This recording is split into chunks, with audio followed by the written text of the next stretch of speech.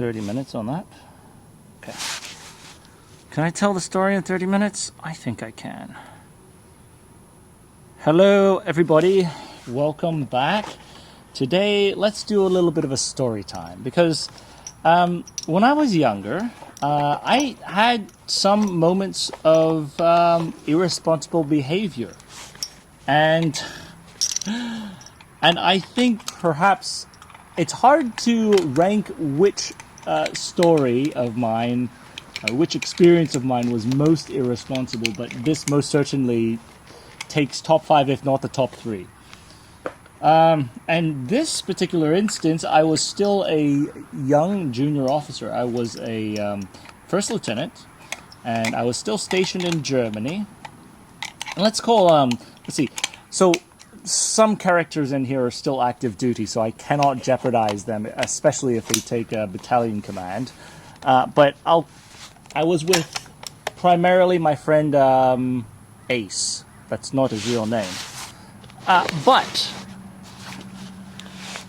so I was, so this was when I was a young officer based out of Germany. And over the years, over the weekends, every weekend, we would have what we called gentleman's breakfast. This is when a few of us nerds would get to, this was our little club, the Gentleman's Club. We would have gentleman's breakfast where over Sunday morning, we would come back from mission if we were available. We would bring whatever nice teas, coffees, foods, meats, fish, whale meat this one time. And we would cook said breakfast foods. And really we would talk about everything, anything. We could talk about what's going on in the battalion, the brigade. We could talk about politics. Or we could talk about something as stupid as the Kardashians. A lot of times we talked about history, though. And there's this one time where we were really nerding out and delving into the siege of Malta. This would be the first siege of Malta when the Turkish Armada took over Malta. And we spent months reading about Malta. And Malta is a small island in the middle of the Mediterranean. And if you're unfamiliar with Malta, it is a nation. It's a small country. And the people there are an interesting mix of North African, Southern European. There's some people have genetics from all over Europe. The main city in Malta, Valletta, was named after Jean de la Valette, which was a Grand Master in the Knights Hospitaliers. This was a crusading order that settled on Malta. And the way these people settled on Malta, and I'm getting to our adventure, but I need to tell you the story, the backstory of Malta. The way the Knights Hospitaliers settled in Malta, and the Hospitaliers used to be, it's exactly what you would think. They were the hospital men for the Crusaders, so they would take care of the Crusaders when they were hurt. But then at some point they ended up picking up arms and becoming fighters on the battlefield as well. This is my load, shooting exceptionally well, as I would expect. And they would fight on the battlefield and do Crusader things. Now, they initially settled in the Isle of Rhodes, right off the coast of modern-day Turkey. And they would raid Turkish vessels. And the Sultan over in Turkey was not very fond of this. And so they told them, please stop raiding our ships. Of course they didn't listen. They continued to raid the ships. And it got to the point where they then sent a navy, their armada, to siege Rhodes, and they allowed the Knights Hospitaliers to leave Rhodes with the pretext that they would set down their arms and not raid their vessels anymore. So after Rhodes, the Knights Hospitaliers were homeless veterans. And there's some, I think there was some prince or there's some royalty in Europe and the Vatican who took pity on the Knights Hospitaliers and granted them the small island off of Sicily. That's Malta. And the Knights they were very bitter because the locals here they looked North African, they looked Arabic, and they wanted to raid the Turkish vessels again. And so once they were settled, what did they do? They went back to raiding their vessels. And as a subsequent action, the reaction to this was the Turkish sent another armada to siege Malta, and this time to take them out for sure. But then the Europeans, specifically the Vatican and a lot of the nobility, realized that if you took Malta, that's a stepping stone away from Sicily, which is a stepping stone away from Italy proper, which is then a clear path to Rome, the Vatican. And they could not have this happen. So the Knights Hospitaliers, they had held out in Malta, and there's valiant stories of the Knights, and we nerded out on these stories significantly, like Jean de la Valette holding Fort St. Elmo, which is one of the main castles, charging to the top and rallying his men, this 70, 80-year-old man, rallying his knights to his side to fight the Turks as they were invading, as they were plummeting, or as the fort was collapsing and being taken over. There were stories like this that we just kept on reading about it and sharing about it every single of these last gentlemen's breakfasts that we had. And so Ace and I, so Ace and Eric's out, so I can use his name. Eric, Ace and I, we were all nerding out on it, and Eric unfortunately ended up leaving Germany sooner than us, so it was just Ace and I, and we decided we should make a trip to Malta. We should see Malta and see where all these battles took place. And so we planned a trip. And as the times were ticking down, we read more and more and more about the Siege of Malta. We got more excited about reliving history and seeing the old battlefields and spending good time together.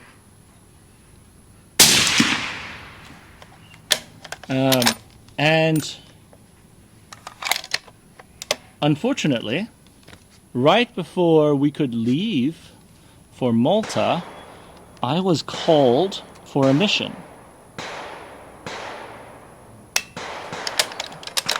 Uh-oh, that's not good. Oh, this is a bad one. Let's try that one more time.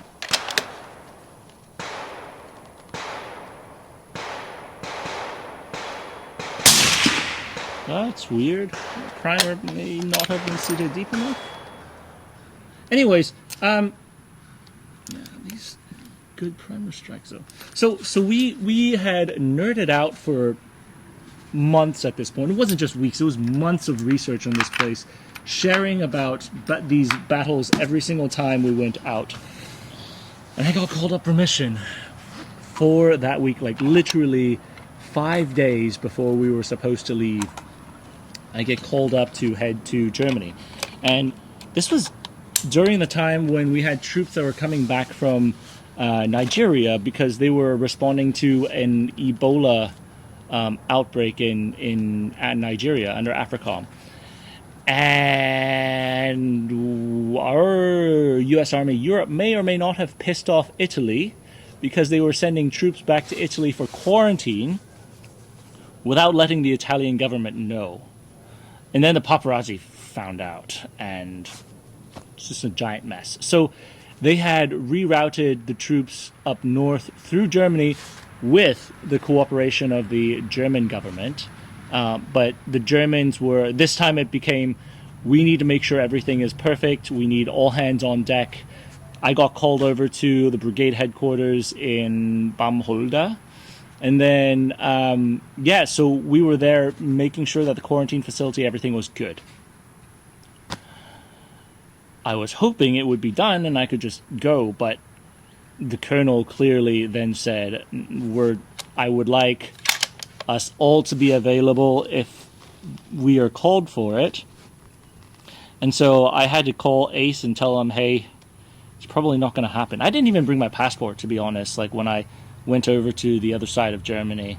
By the way, military personnel, we don't necessarily carry our passports around when we're over in Germany because you don't need to. Your military ID is sufficient.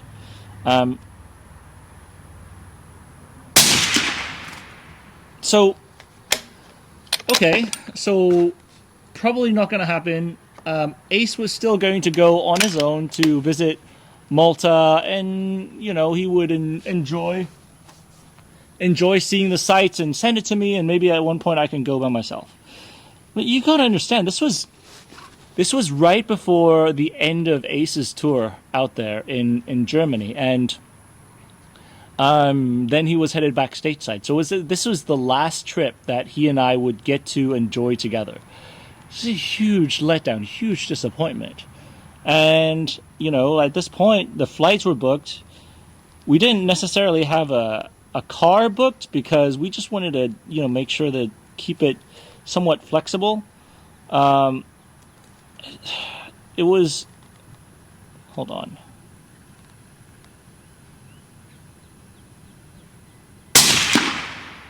And so we ended up accepting that this was not going to be a thing that we'll get to do together. Unfortunately, maybe we'll get to see each other back stateside. Inshallah.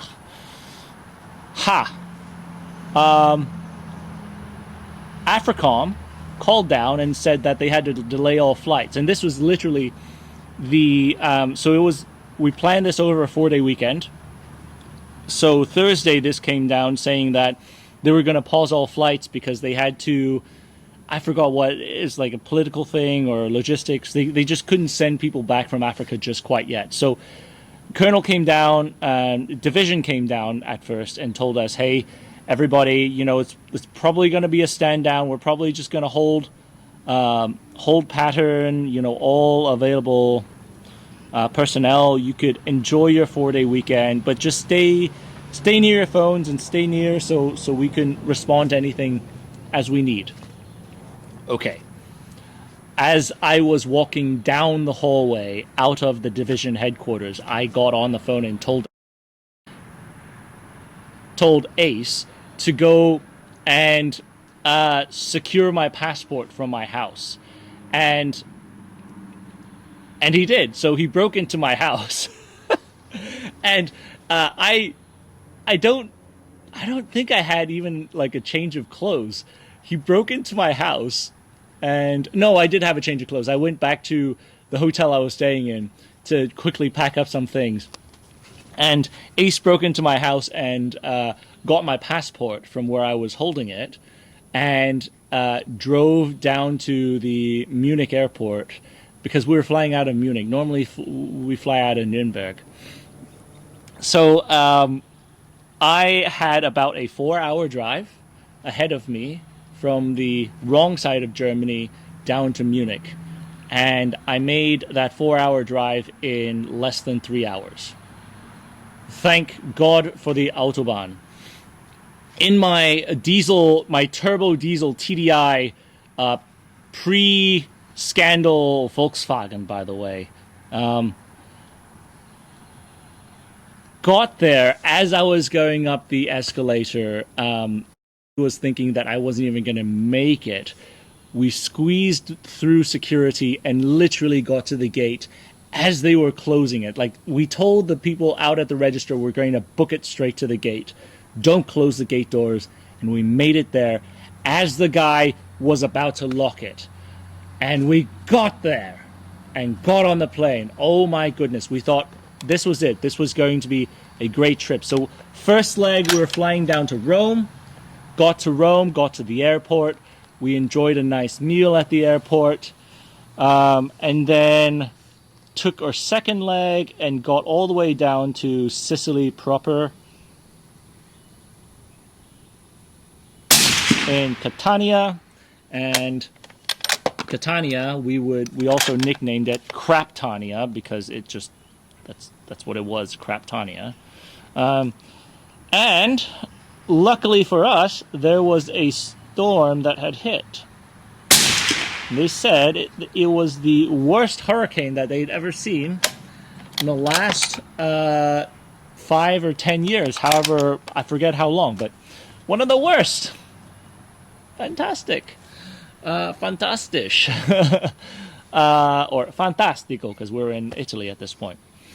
And so we got out and booked it straight down to the car rental place.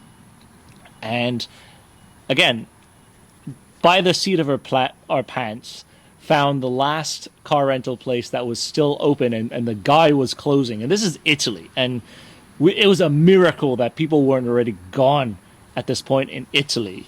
And secured a mighty Fiat Panda. And yeah, got behind the wheel of a Fiat Panda with the wind coming down sideways. It was absolutely horrid weather conditions. And got out, and we were just thinking, oh, well, it's just easy. We'll just find a hotel to stay in. Well, you've never been to Sicily, have you? This is not Rome. This is not northern Italy. This is Sicily. Everything was closed, clearly. This was 9, 10. It was late. We were ready to sleep in the car. And by the way, again, rain was coming down sideways. Some places it was about a foot deep in water. It was the weather was bad.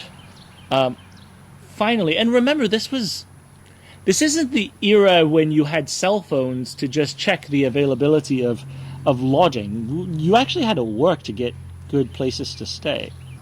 It struck me that there was a naval air station there. There was a Navy facility, the Naval Air Station Sigonella. I had it on the map, and we made our way to Sigonella, and the Navy Master at Arms, the Navy MPs, they let us in.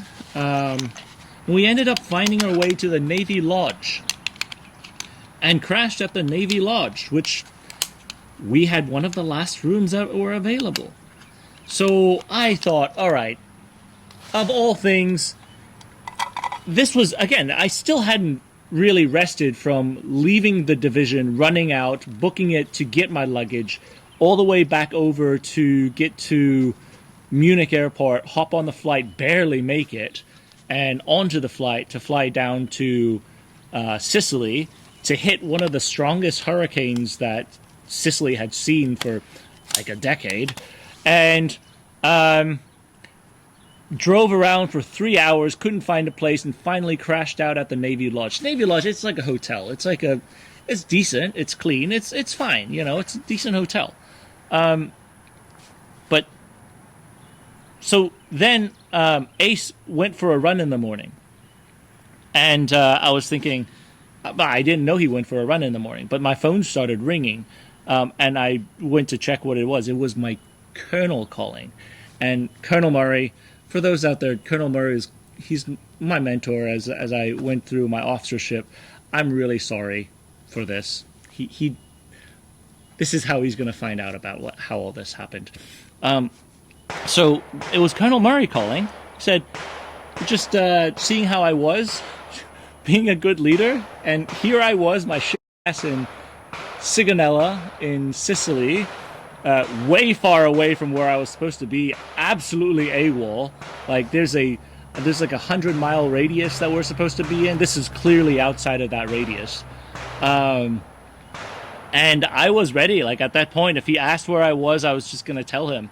But he was just asking, "Hey, how are you doing, Chan?" "Yeah, it looks like we've got some delays. So, just stay in touch, stay sharp. We'll be in touch if anything happens. Just wanted to check to see you're good."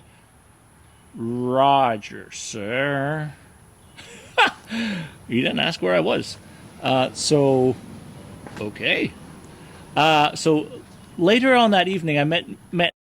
We went to Taormina, a beautiful little seaside place in Sicily, and got to see the place, and then went back and started asking questions about the rest of the trip. We went online and we saw that a lot of the ferries were actually canceled because of the storm. The storm was about to crop back up. At this point, it was a miracle that the skies parted and everything was good. At this point, we were wondering if we should just stay and see Sicily rather than go down to Malta. Because the only ferry that we saw on the internet that wasn't canceled was a ferry that evening. And then the last ferry back from Malta was a subsequent morning. So the only times that we would have to go to and back from Malta were an 8-hour time frame. So we would arrive at 10 p.m. And then we would depart Malta at 6 a.m. Fuck it. At that point, we said, fuck it. We're going to go. And we went down, we drove all the way through Sicily from Catania all the way down to the south of it. And by the way, some of those small towns, when you pass by at night in Sicily, they are so dark. I mean, it almost looks like you're passing some Iraqi village as you're going through. I don't know why we were weaving through some of those villages, but we did. We hopped on the vessel, and there we were. We went on the vessel to Malta, and we took a short nap, and I think woke up about 2 or 3 hours afterwards. We took the ferry from the southern tip of Sicily down to Malta and arrived at the Grand Harbor in Valletta. That was the first time I was in Malta. It was absolutely beautiful. The Grand Harbor is a natural harbor, and honestly, so the Turks tried to go through. They considered going through the Grand Harbor at first, but it was too well fortified by the knights and the local Maltese people, and so they decided, instead of going to Valletta, that they would go down to the Marsaxlocks and instead of the Grand Harbor. But modern day Grand Harbor is absolutely phenomenal, because as you roll in, you'll see Fort St. Elmo, which was the farthest northern placed fort, and then you've got Bijou and Fort Saint Vincent on the left as your ferry is docking into the harbor. And that was it. As the gates lowered, we were ready. We were so hopped up on energy drinks at that point. We just had these little crappy plastic bags, and all that was in there were energy drinks. And we were ready to spend the next 8 hours to plow through and see exactly where the Maltese and the Knights fought the Turks and follow that route. And we zoomed off in our little Fiat Panda, a subcompact urban Italian vehicle, the Italian stallion that we had that day. And yeah, so we went all the way down south to see Marsaxlocks. There wasn't really much to see in the evening. We followed the coast. Let me rewind that a little bit. So, first place we did go to, though, was Fort St. Elmo, which was the main fort, the one fort that the Turks did siege and demolish, and the fort was also around when the Malta was sieged for the second time by the Nazis, and it was a major sea fort that the Brits used to hold out. And Churchill had nicknamed Malta the unsinkable battleship because of the unsinkable aircraft carrier, because of its strategic location in the middle of the Mediterranean. And so we walked around and we couldn't believe it. We were there. We were at the site of the main siege that the Turks thrusted upon the Maltese and the Knights Hospitaliers. And the castle, the stone was interesting because it's this sandstone. It's a very soft stone that they had in Malta that they had to use. So you could actually scratch it with your fingernails and parts of it would fall off. I mean, don't do that, but you can. It's not a very hefty stone. So we kept on walking around it, and we were just awestruck that we were finally there. And we walked and found this one little gate. There was no lock on it. So this was, by the way, this was really like 11 o'clock at night. And these two dinglings were walking around Fort St. Elmo, like a beautiful, say, this would be like 12th century fort, I believe. And we started walking in, and there's a ramp that goes inwards, and it starts going along the outskirts and on the inside of the wall, and then there's a large courtyard in the middle. And we started walking down. We heard noises from the distance, like on the other side of the courtyard. It was pitch black at this point. Started walking all the way down, and walked all the way down to right where the opening to the courtyard was, at the bottom of the ramp. And we were just looking up at the skies. We saw the stars, and we were like, oh my God, I can't believe we're here. And then all of a sudden we heard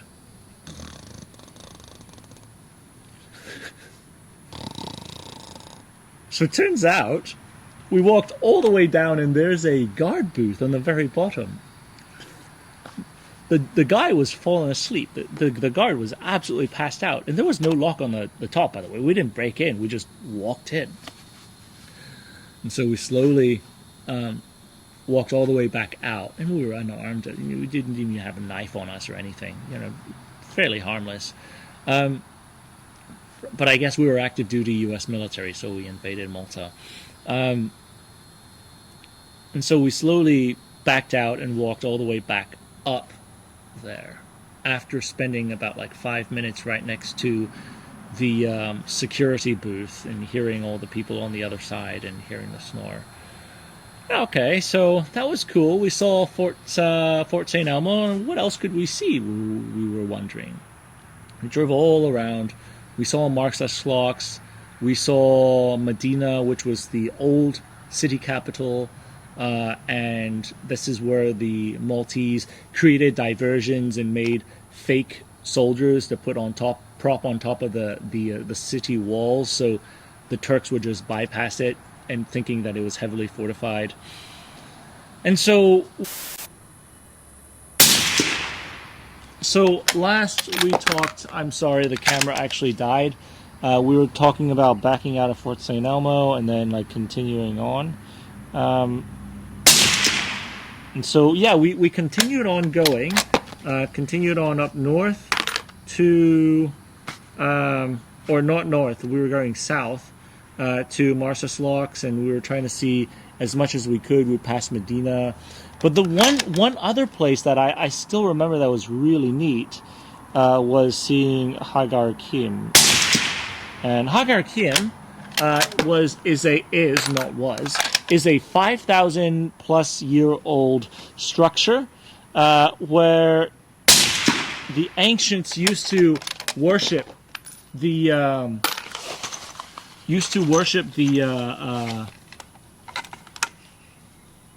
this is very good. The ancients used to worship the heavens at Hagar Kim, and we wanted to see it because it's a 5,000 year. It's a second oldest freestanding human-made structure in the world. Of course, we wanted to see it, and so we had these maps. They weren't real maps. They were tourist maps that we got from the boat. So they were for walking tourists, not really for drivers. And we tried to land nav with that type of stuff and what limited stuff that we had. And I had printed up some stuff before I had left for the trip. And it was like, it was probably like 3 or 4 in the morning. These two idiots, we were driving around we were driving around the countryside in Malta and trying to take shortcuts. And if you don't know the countryside of Malta, and so a lot of people, they see Valletta, they see like the main built up locations. This was the countryside, which, by the way, Malta has one of the highest is one of the highest gun-owning European countries out there. So, pretty dumb what we were doing.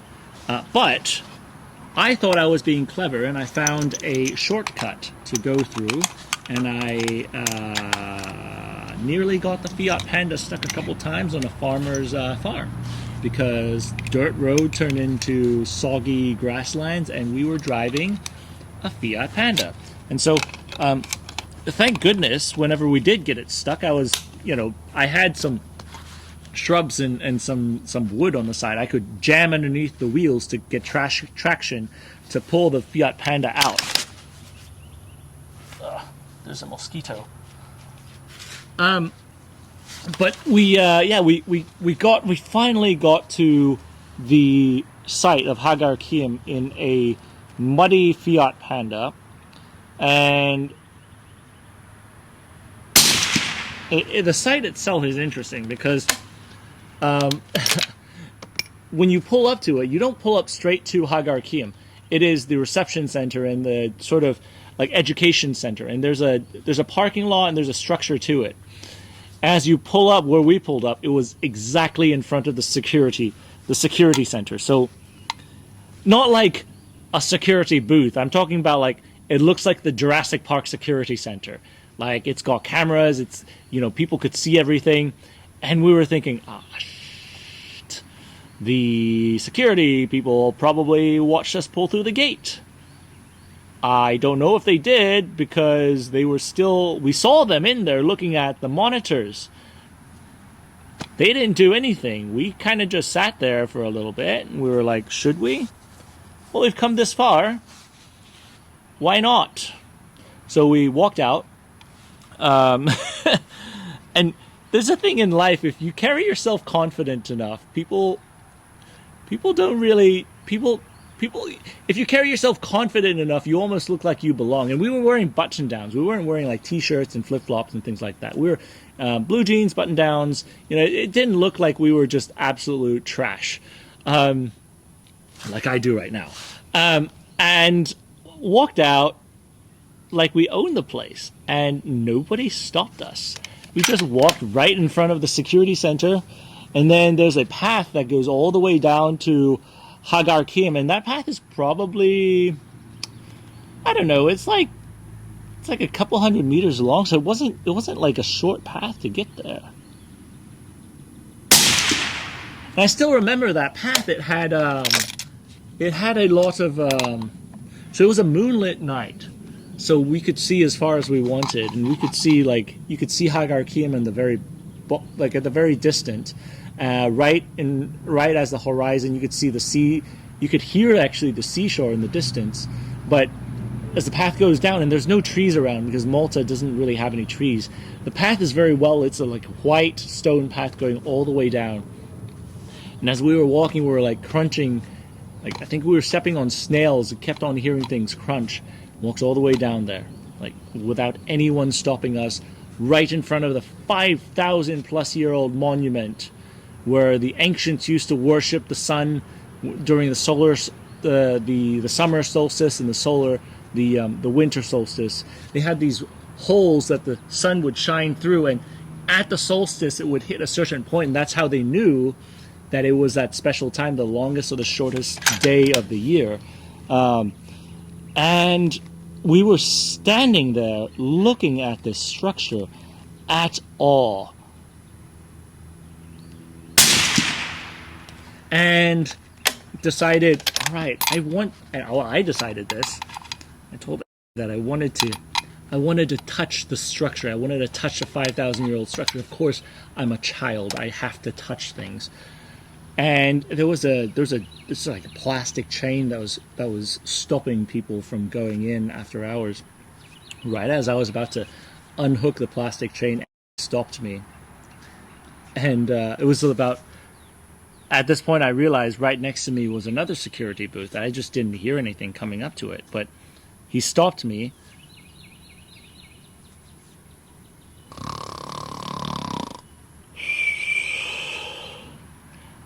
There's another motherfucker asleep in this.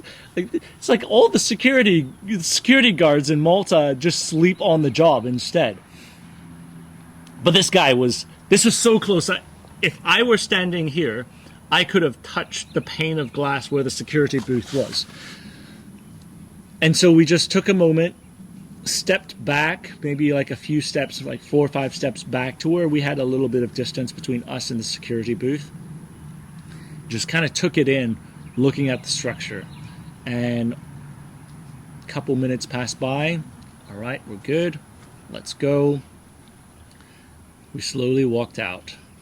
We backed out, and then we slowly walked out through the path. We didn't run or anything. We didn't want to, raise any eyebrows, and walked all the way out. Like later on, working with the Maltese Armed Forces, I realized that during that time, a lot of the fishermen were protesting things, and they would try to deface the monument at Hagarkim, and so turns out the army had clearance to shoot vandals on sight. Much like these two idiots who went out there, these two dinglings who went out there and decided to explore the 5,000-year-old structure. So we got into our car, and the rest of the evening, we're just, honestly, we decided not to, sound advice, right? Decided not to continue on our escapade to look at things that we weren't supposed to look at. Once, twice, we did that another time. That would probably be it. So we decided to be responsible for a change and just enjoy parts of the path and see where took the rest of the path that the Turks took during their siege, and then we left. We got into the car lane. We're tired. We're so tired because all we had were monsters the whole evening, maybe some crackers and whatever pasta we had right before we got on the boat. And we got back onto the boat. Sort of as we got onto the boat, we went up and saw Malta disappearing in the distance, and we thought, yeah, that was it. That was going to be our trip. It was not. We went back. We went through some other places. Went to Siracusa. Saw Plato's Cave. The Italians gave me a parking ticket there. I still remember because it followed me back to the States. But then went all the way up north to Catania to turn our car in to hop on the plane. Mind you, minimal sleep at this point still. Turned the car in, booked it all the way to the plane terminal to hop on the plane and fly home. We were late, and we couldn't get into... we were late, so we couldn't get into the... we missed the flight.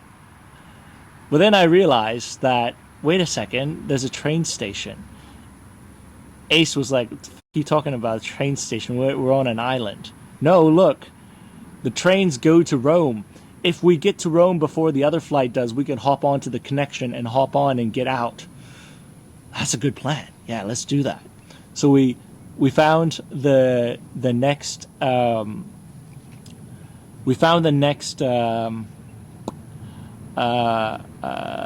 bus that took us to the train station, and bought a ticket for a train that was leaving in 10 minutes to go to Rome.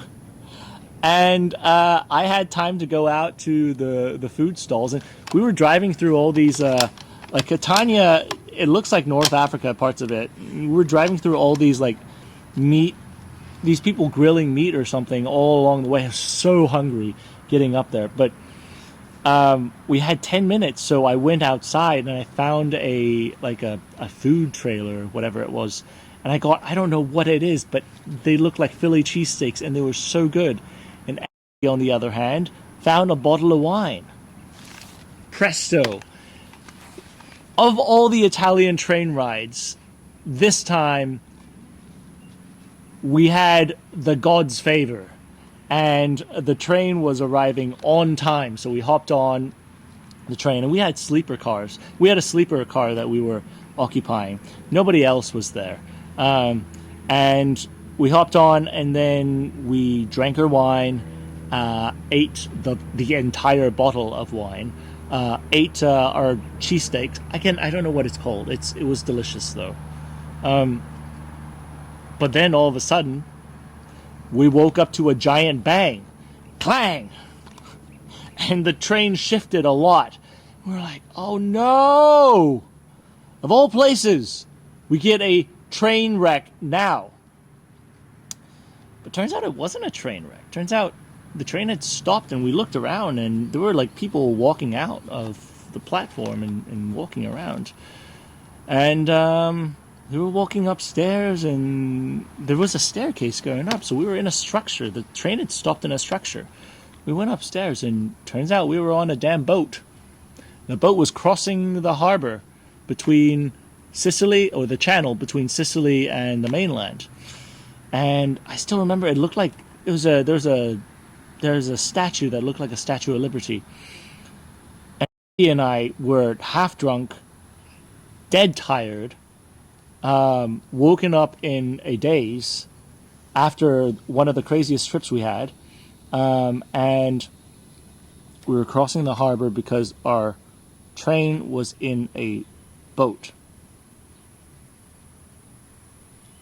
And there's a certain thing that Ace and I had thought of, because like if you end of the okay, so I like ending trips with a boat ride. I know you don't always get a boat ride, but it's nice. It's almost like a journey back to reality, away from your away from the not fantasy, but the getaway. So it was almost like our journey back to reality, and it was nice seeing that statue, whatever it was. We went back onto the mainland. The train continued to go on. We got all the way up to Rome, had some time to see the Colosseum, went to try to hop onto our connection flight. They would not let us board because clearly we did not have the proper tickets, because we had missed our flight, they said. So we bought the ticket to get onto our connection flight and flew back. And I drove all the way back from Munich to show up on the wrong side of Germany. And I was present for duty the next morning. Yeah, so that was one of my most irresponsible trips of a lifetime.